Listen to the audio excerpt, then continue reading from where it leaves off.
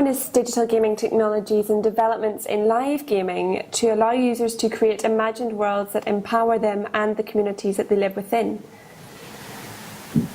Yeah, if you think about play is about combining cognitive skills, emotional skills, and physical skills often.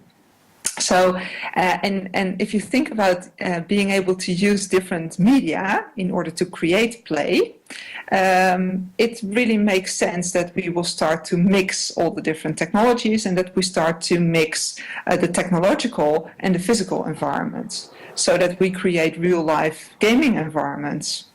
And in order to create a meaningful gaming environment, it's about good creative design.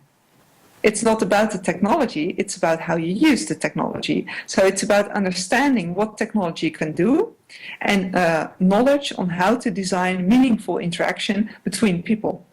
And then making use of all the different skills of people, but also making use of the skills of designers. So this is about creating a good team of designers, programmers, artists, but also psychologists, for example, and to use all those different skills to make good games and interesting game environments. And I think a really good example is Device 6. It's a game made by a Swedish company, a mobile game, Simogo, and it's a two-man studio. But what they do is they combine storytelling, play, technology, and art, and real life, and the digital in a unique way. So, for instance, within the game, in order to be successful with it, you want to collaborate with other people. Not so much online, but together in a physical environment. And in order to solve one of the puzzles, you need to go to a mirror and hold the iPad, for example, in front of the mirror in order to read the mirror writing. So it's a very simple combination between the digital and the physical. But in the end, what you are designing is a whole experience. So, in the future, it is likely that digital games will increasingly be used as training grounds for developing worlds that work across every aspect of life, work and culture. Mm-hmm. So how do you envision such serious games might be realised in 2050? Well, let's start out by saying stop by calling it serious games. Because all games are serious. They mean, otherwise they're not a game.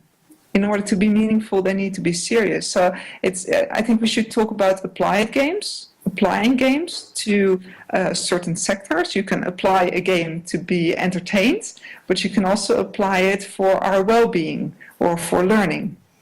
And basically in every game you learn, because in order to play the game, you need to learn the game, to understand the game, because you need to interact.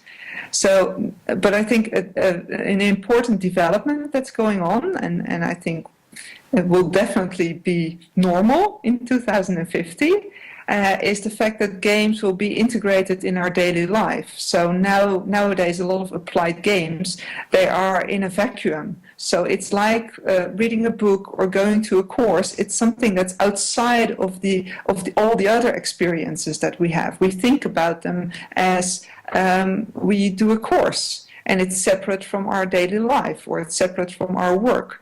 Whereas games are part of daily life. You can even understand our daily life as a game, as play. And the Dutch historian Johan Huizinga, he wrote a wonderful book in 1938 called Homo Ludens. And he says our whole culture and everything that we do and develop, it comes forth from play. So if play is part of our daily life, and if we think about applying play not only for entertainment but also for well-being and learning, I think it's important about, for instance, the learning systems that we have right now, a school system or a course. How can we integrate that more in daily life and use play and game principles in order to make it a better system, in order to create interactions between people that are meaningful and that help us to develop and to continue to live and to learn. And I think that's something else than gamification. What we're doing now is we're taking a couple of aspects of gaming and we put it almost on top of daily life. Whereas I think you can think about daily life as play and how can we evolve that further.